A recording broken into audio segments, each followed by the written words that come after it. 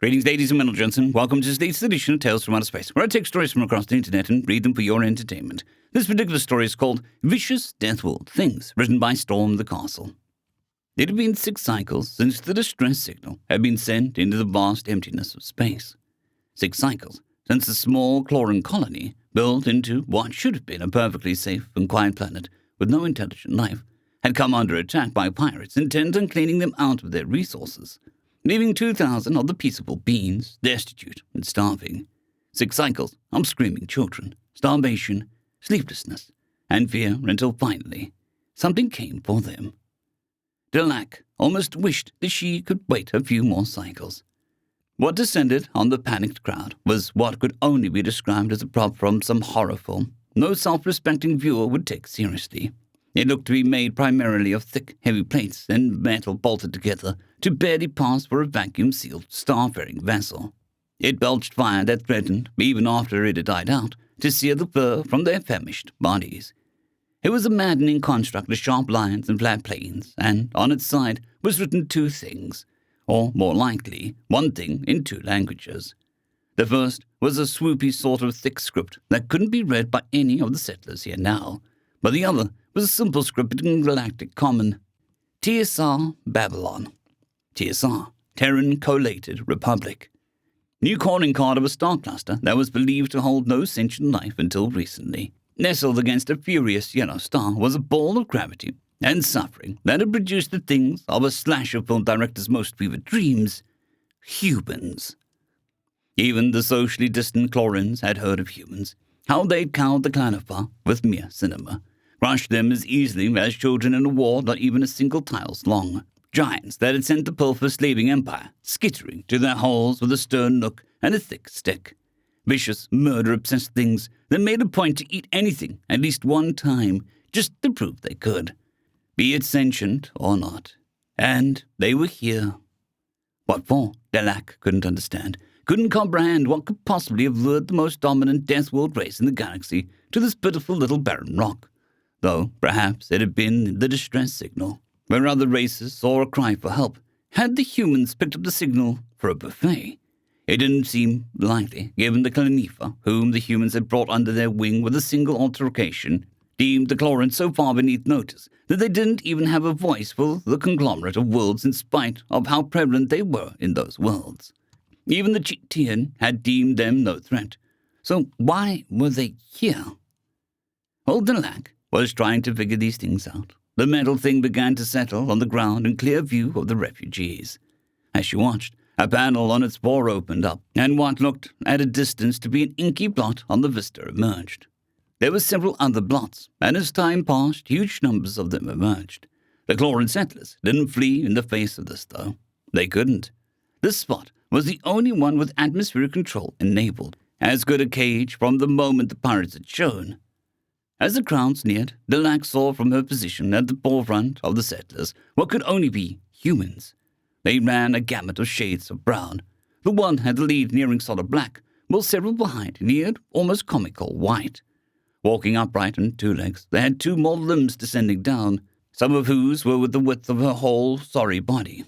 She spied with terror a single member of the titular Clanifer themselves, one reduced to 3 arms instead of 4. The darkest human, arguably the largest as well, locked his roving oculars on hers and picked up his speed until he was standing, towering before her, and she only barely managed to get herself to look up at him from around the area of his middle. "My name is Captain Darius Flynn. I'm captain of the TSR Babylon. We received your distress signal and came as soon as we could." His voice was a deep timbre that she assumed would be the sound of 2 massive stones grinding together, and he was huge in nearly every part of his body. She picked up a distinct smell which almost smelled like perfume or burning wood that seemed to come from him, and his pitch-black oculars surrounded by white were latched onto her like a laser-guided weapon.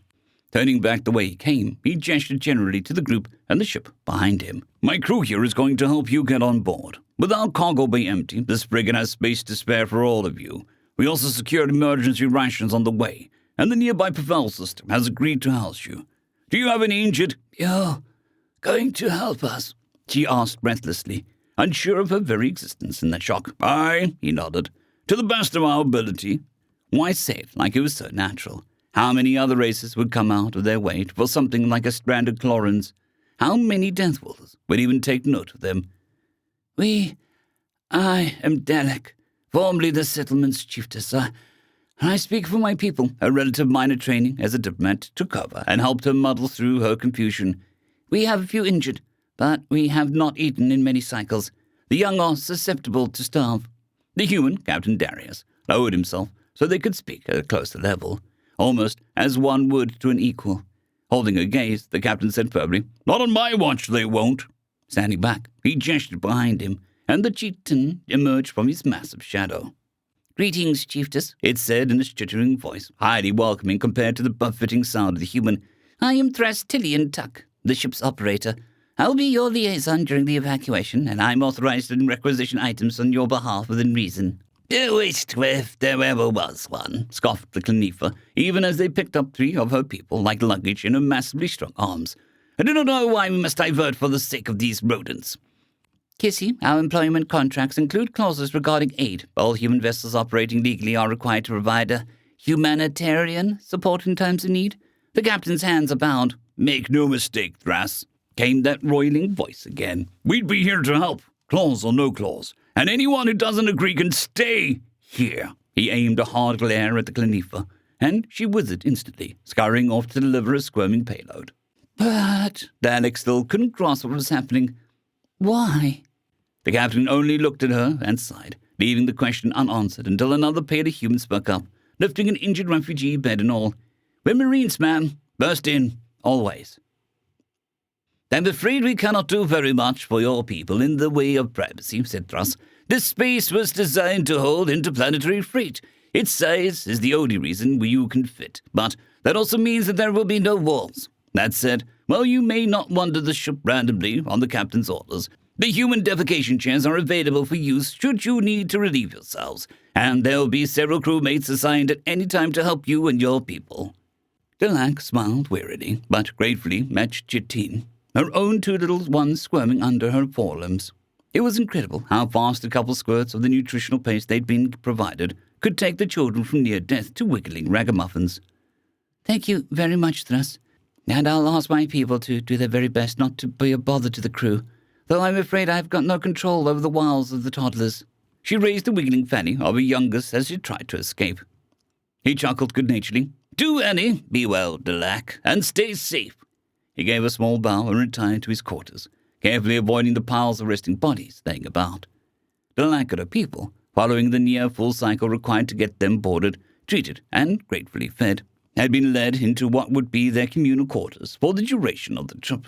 It was not dissimilar from the outside of the vessel, though notably cleaner, thankfully, insomuch as it was a massive space of metal plates riveted and welded together in what had to be a show of stubbornness towards the galaxy that primarily used various forms of silicates and superplastics. Nervous in what could only be described as a giant cage, being guarded by predators who owned it, Delak could not help but feel jittery and uneasy in spite of a rescue. This was a sentiment apparently shared by many. Everywhere she looked, there were the sparkles of open eyes, marking her passage and warily eyeing the human guardians that had showed them such confusing kindness, too terrified of their rescuers to sleep in spite of their overwhelming exhaustion. They'd all heard the stories, of course, and having seen this in person did nothing to assuage fears. The captain and his human crew could lift entire families over their heads with ease, and it wasn't hard to imagine those same life-saving limbs squeezing the guts from them like prey. It didn't help that this place was so unbearably hot. Clorin gravitated to cold, and the storage facility was kept at a sweltering temperature, which, according to Thruss, had been actually lowered to its limiter to allow for them. "Mama," came an insistence under her arm. "Hot," cooed her eldest, Klee, which her youngest Bo was quick to mimic. Delak bit back any attempts to scold them. She'd come so near to losing them. Perhaps she was afraid any harsh words would be her last to her offspring. "I know, lovies, I know." Trying to comfort them, she bounced them a bit, but to no avail, for every adjustment resulted in a rump being pointed at her somehow. "But we need to sleep now. Please. Please try to bear it for a little while." "Heart."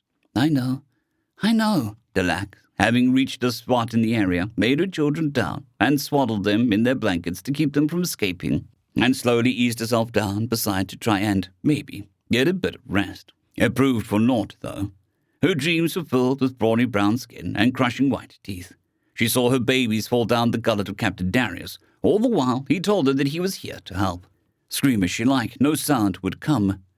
She ran to the clinging for armor that appeared behind her, only for them to cower and whimper, humans emerging in their ranks to rip off the arms of any who got in the way of their meal. Weep and quiver, that was all that she could do as Captain Darius swallowed Clee.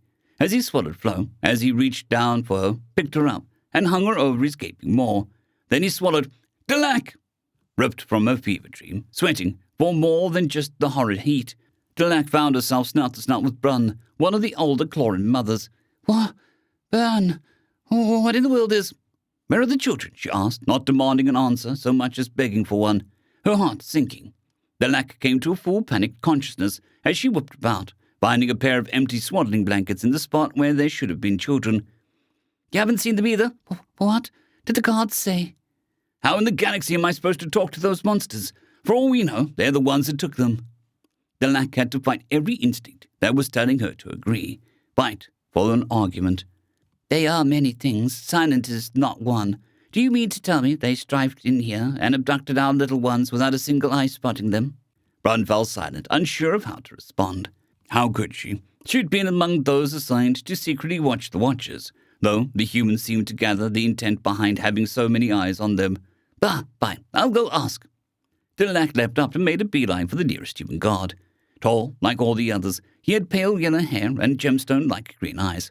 "Humans, sir?" she asked. "Ma'am," he answered quickly, and from his tone she could tell that he knew something was amiss, but had hesitated to simply put himself in the midst of it. "Is something wrong?" "Yes. Several of our young have disappeared," she said gravely. "Have you seen them?" "I'm sorry, but no. You're all pretty small by our standards, so I'm ashamed to say that they may have slipped by." He bowed his head in seeming shame, then lowered himself so that he could speak to her better, just like the captain had done previously. "I'll call up to the COB. Let them know that we've got some little ones out and about on the ship. We'll have all hands on search duty. Promise." "No, thank you so very much, but—" She was hesitant to send a horde of super predators after hers and her other children. Who knew what could happen? The human seemed to gather this, then made another suggestion. "I guess having a bunch of strangers stomping around might be less productive than we might hope. If I tell everyone to keep an eye out, then give you permission to go after them yourself, would that work?" he asked. "Oh my, yes. Thank you so much." The human's mouth curled up in some sort of show, and he said, "No problem, ma'am. Skipper's responsible for anyone who steps on the boat, and that includes refugees." He returned to his standing position and retreated to the guard post that had been established, presumably to make the call he'd promised. Delac likewise retreated, rejoining her brothers and sisters in worry to tell them what had been agreed upon. "Just you?" asked one of the mothers. "No, I don't think so. But let's keep search parties as small as possible. Best case scenario, the children are just restless after being on that sorry rock for so long. If we show up in mass, we might scare them off." A chorus of nods, and Delac started divvying out teams of 3.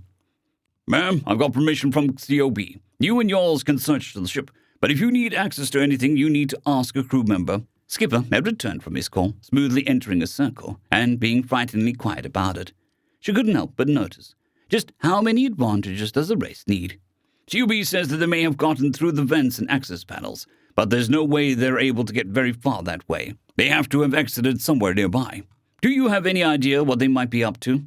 "I might," offered her mother, and Delac thought she knew where she might have been going. "My girls were complaining about the heat. They may have gone to search somewhere cooler." Nearly all the parents nodded in agreement, Delac included. Skipper brought a hand to his chin and nodded thoughtfully. "All right, that narrows it down. Forwards there is the captain's mess and coolant drums, and afterwards there will be crew mess, water chillers, and Janice's pub. Get a team for each, and I'll let them know that you're on your way." Delac thanked him profusely and set the teams down their paths, herself heading afterwards with Brun and Han. Skipper led the way to their first location, the so-called crew mess. With a loud thumping of metal door, utilizing strength that would likely crush any of those mothers present, with even half of itself, Skipper called out to another human. "Cod, you in there? Come on, Cod. I know your ass ain't asleep. Open the damn door." From the other side of the metal barrier, Delac heard a huffing and hawing of the other human as they tried to answer the call. With another thump and a round of cussing, the titular Cod opened the door. This human was shorter than Skipper, with hair down to his back and a soft appearance overall. This one had a narrow chin and no facial hair like many of the others had, leading Delac to believe that this was a rare example of a female human. As a matter of fact, she seemed rather attractive to Delac, or at least would have, were it not for the obvious scar that marred her face, changing its color from a reddish pocked brown to an angry pink along her mouth. God didn't seem terribly happy about the awakening either. "Lance, you prick, do you realize you almost made me drop an entire box of salt into tomorrow's soup? Where are you going to eat if I did that?" "No time for the usual back and forth, God. So let's skip the schmooshing and get to the sweet nothings." Skipper's response was quick and terse, seeming to clue Cod into the seriousness of the situation. "These little ladies here are out a gaggle of kids." He gestured down to Delac and her company, to which Cod gave a surprised jump, "and think they may have been looking for somewhere to cool off. I need you to show them the fridge and freezer." "Huh? No way. No how," declared Cod, to the sinking fear of Clorin mothers. "They don't even make nets for that much hair. You expect me to brush every hunk of meat I take out from now on?" "No buts, Cod," refuted Skipper. "You'll open the door for them. You don't have to let them in, necessarily. Just make sure nothing snuck in while you were focused on your salt." Cod rubbed the back of her head, sighing in exasperation, mulling it over for a painful moment of time. Yeah, Lance, all right. I'll show them in." Cod looked down at Delac and her posse and jerked her head into the room, making way for them to file in. As they went inside, Skipper said his farewells and returned to his duty guarding the group, and Cod took up point to lead them further inside. "Did you hear that?" whispered Brun. "Salt. She was poisoning the food the whole crew eats, and says it's like it's nothing. What if the children got into something like that?" "I'm more worried about the other thing," muttered Han. Perhaps sensing their discomfort, Cod made an effort to put them at ease, though was clearly lacking in skill for that. Sorry about earlier, saying you can't come in and all, but wasn't that I don't want you to find them. It's just, cleanliness is a big part of my job, and you look like mice, so..." "What's a mice?" asked Han. "Animal from Earth. You look just like them, just a few shades bigger and a few more shades better dressed." "Oh, and what role do these creatures serve on Earth?" None, really. Just vermin. Oops." Realizing too late that she'd compared 3 intelligent beings to the sort of creature to be exterminated on sight. Cod turned to apologize, only to find all 3 rooted in place and Han and Brun cowering behind Delac. "I didn't mean you were ones," she hurriedly explained, "just that you look kinda similar. You can talk and wear clothes and such, so you've got nothing to worry about from me, I swear. Except you just admitted that we look like something you normally wouldn't hesitate to murder. What a terrifying race." "It's fine, I think. Can we just, find the children?" Delac eked out. "Fair sight better than letting me talk, tell you what," grumbled Cod. She continued to lead them in and behind the large metal counter and into what looked like the most secure vault a bank could buy. "My word, I thought this place a kitchen," exclaimed Brun. "What valuables could you possibly warrant at such a door?" "And what sort of punishment would sneaky children who found their way inside get?" Delac added in secret. Cod, though, bared her teeth, not noticing the flinched terror that ran through her guests. "Ladies, you're on a naval vessel. What's in this room is more valuable here than any gold, jewel, or Playboy magazine in the universe." And without further ado, Cod yanked the door open, clearly utilizing the whole of her body to swing the massive lump of metal into a position that would allow them to pass. All 3 were hit with a blast of air so cold it stood in shock of the previous toastiness, the very air turning white vapor in the sharp contrast. Within was the treasure in question, tubs of colorful stuffs that looked like weighing roughly the same as Delac herself. "Ice cream," finished Cod. The 3 guests stood in awe of the room, relatively small, packed to the ceiling with what had been described to them as the greatest treasure humanity had for its shipping vessels. Eyes wide, they basked in the unexpected cold and unexpected honor.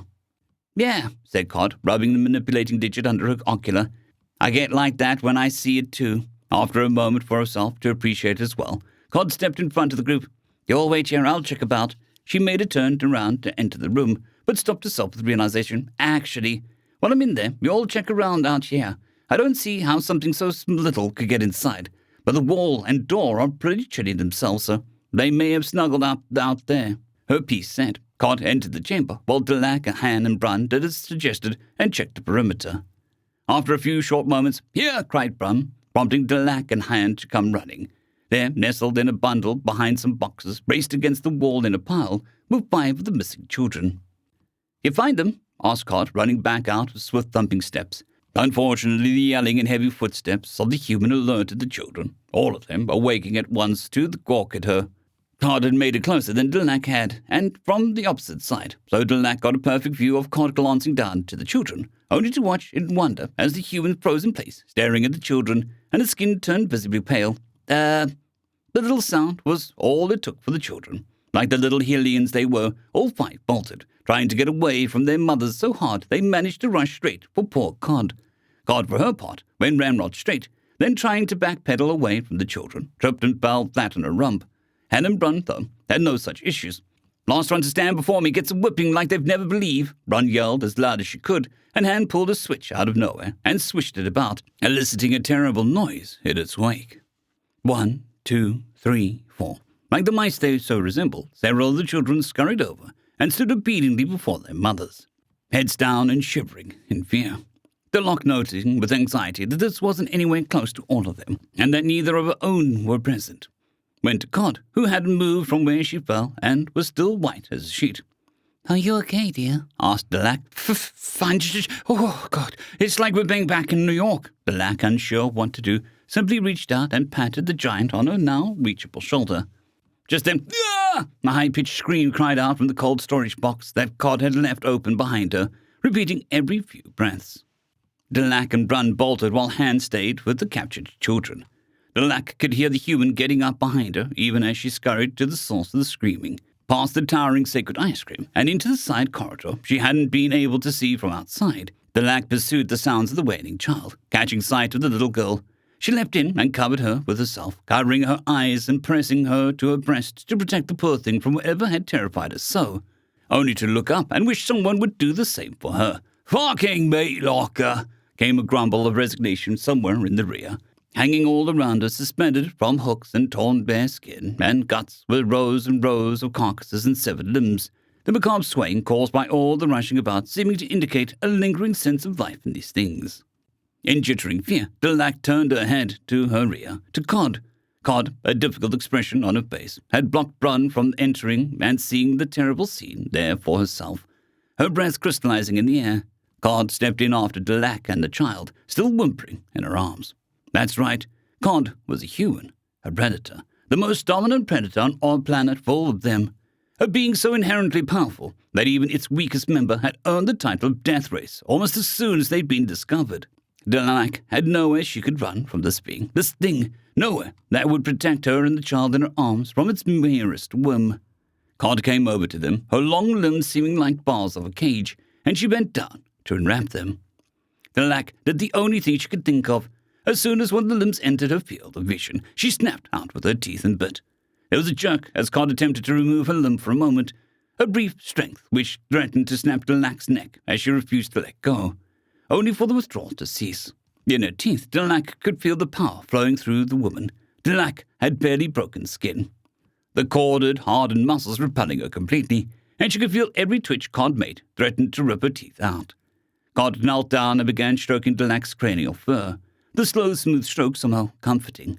Delac didn't let go of her bite, but she did let go of her restraint and began to cry in confusion and fear. Amidst this confusion, Cod knelt down and with her other arm scooped up Delac and her charge in a single go, holding him like Delac might one of her children. She extricated her arm from Delac's mouth and, still making sure Brun didn't see it either, exited the meat locker, then the freezer altogether. It took a few moments for Delac to finally calm down, during which she allowed herself to be held by the most powerful being she'd ever known, from whom the spear had sprouted. "You gotta understand," Cod whispered. "Humans gotta eat meat, can't survive elsewhere. There was a point where we tried as many alternatives as we could think of, but biology can't be beat. But please remember, we ain't monsters either. We're thinking just like you, and wouldn't dream of eating anything that thinks, feels, or talks. Them's just rations from our home planet. We ain't mean you no harm, and every single one of you's gonna make it to Perfel if I got anything to say about it. Just like Captain Darius. But why? Something like that is the norm for them, so why should it matter where the meat they need comes from?" "Sorry," whispered Delac. Sorry. It took nearly half an hour for both Delac and the girl to calm down, during which Cod bandaged her arm. Delac made it clear that she would accept any consequences for the injury, but Cod said that it was no issue, and she didn't blame her. It took some time to explain the concept of animal farming and cold storage, but both Delac and the girl eventually were made to understand that none of them or their families would ever be in danger of being hung up on those hooks. Brun and Han gathered up the children and returned to the group. Delac insisted on continuing to find any more. "Good news. There won't be any more meat lockers for you and for them to stumble into," Cod said after she decided that she would take Delac to her next location. "Bad news. Not even Lance can get you into the water coolers. It's controlled room, and only designated personnel can get inside." Delac felt herself droop at this bit of information. "Sorry, but we've got to leave that to one of the boys, though it's really unlikely any of them squirts of yours got in there. I'll get you to Janice, though I can't really help past that. Got a crew about 150 to feed on tomorrow's shift, and I'm behind as it is." Delac expressed her understanding and allowed herself to be led to the place in question. It was a fair ways further into the ship, down and then up several flights of stairs, and they even found one or two children napping under AC units on the way. But eventually, they made it to what Skipper had called Janice's pub. Cod knocked on the door and bade her farewells, departing just in time for the automatic door to open.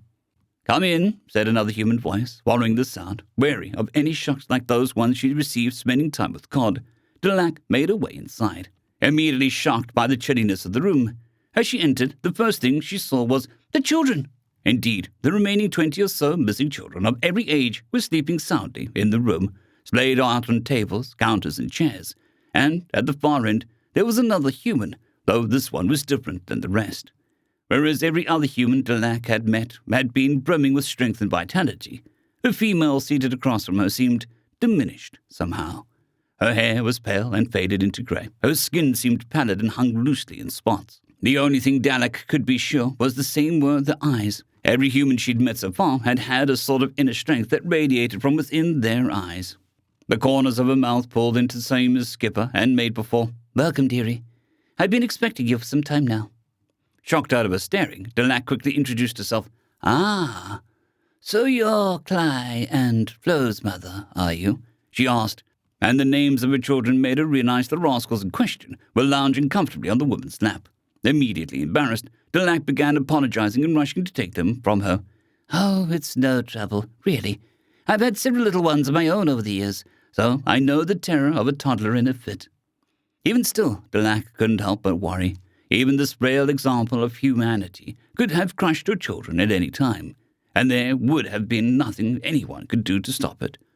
Accepting the girls from the woman, Delac breathed a sigh of relief as soon as her babies were back in her arms. "My, that's trying, was it?" asked the woman, Janice apparently. "Yes, for many reasons. One can't help but picture the worst when their child is in the custody of a monster after all." Alarmed that she'd let her inner feelings show, Delac made to apologize and hopefully correct her. But Janice was apparently not offended in the least. "Oh, no need to apologize. You're right after all about us." Shocked at the admission, Delac readied herself to flee. "Now don't get me wrong, I'd never eat you, nor would I suffer harm to come to any of these little dearies, precious as they are. But we are predators, vicious deathworlders, through and through." I don't understand." Well, a predator isn't necessarily a wild beast, is it? Humans are creatures of strength and violence, and we're admittedly quick to anger. But no being in the universe can stay ordinary at all times, yes? I think what you've allowed yourself to get hung up on is what we can do, not what we would do. Tell me, have any of the human crew members threatened you? Have they made any attempt to harm you?" "No. As a matter of fact, Delac had to admit the humans were the most gentle, kind, and accommodating people she'd ever interacted with." "That would be a matter of humanity," Janice offered. "Please remember, everyone on the ship is human, excepting some of our Xeno associates, but we don't define our humanity by our physical capabilities. They are deformed and crippled humans with as much right to the title as our hale and hearty captain. What we can do, the violence that we are capable of, is what qualifies us as vicious Deathworld things, but we define our humanity by the choices we make. For instance," she reached down and gently rubbed the head of the sleeping child, coaxing back to slumber as it threatened to awake due to the conversation. Smiling at the young one, she stood and nimbly stepped over them to get an object from the back of the room, a large, padded card. What it could be used for, Delac couldn't guess, but she also couldn't be happier to see it. As she began piling the children into it comfortably, with Delac's help, she continued on. "There is not a man or a woman on the ship that'll hesitate to offer their life for that of your children, myself included.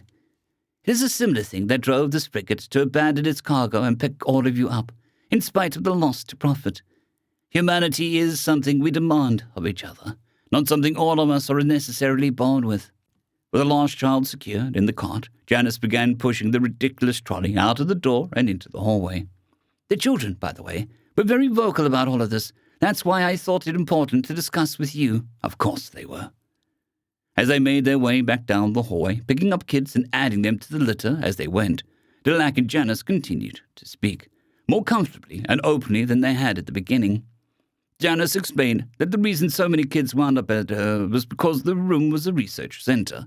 It was temperature-controlled and maintained at a very chilly temperature for the sake of volatile chemicals she needed to work with in her attempts to adapt human biological defense mechanisms to xeno diseases and environments. She'd found the children wandering about aimlessly, and she'd recognized the signs of heat exhaustion, so she piled them up and rushed them to the room for their health. For her part, Delac discussed some of what her people had been through, and Janice likened them to a culture from Earth known as gypsies, wanderers with poor reputations but a strong culture. She said that most humans would likely like them quite well, as a matter of fact, and suggested her people seek out partnership. Delac was surprised to learn that not only was Skipper Cod's husband, but Cod was also Janice's daughter, and that she had a little girl of her own somewhere on the ship. Delac sighed. I'm very sorry about all of this. To think so many would find their way to you. Janice smiled gently and continued to speak. Oh, it's fine. We aren't particularly well equipped, and my work is at a standstill anyway. So if anyone needs a break, do feel free to bring them by. As a matter of fact, I'll talk to the captain about having my room serve as a nursery for the duration of your stay. Having finally arrived at the storage room housing her people, Delac had her parents come over and collect their kids so Janice could return to her room and get some sleep herself. Before leaving, though, she offered one last word of advice. It might help if you don't think of yourselves as being trapped by Deathworlders, but in the protection of humans, if it helps. Delac sighed, her stress and fear finally gone for the first time since she'd woken up that morning. It was past 7 cycles now, wasn't it? Yes, I think it does. Thank you for everything. So that's what it was. Delac thought as she carried her kids back to their blankets, laying down for what was sure to be a restful sleep. That's what I didn't get, is what the captain was talking about, and why they all treat us so well. They're not just Deathworld things, they're humans. End of story.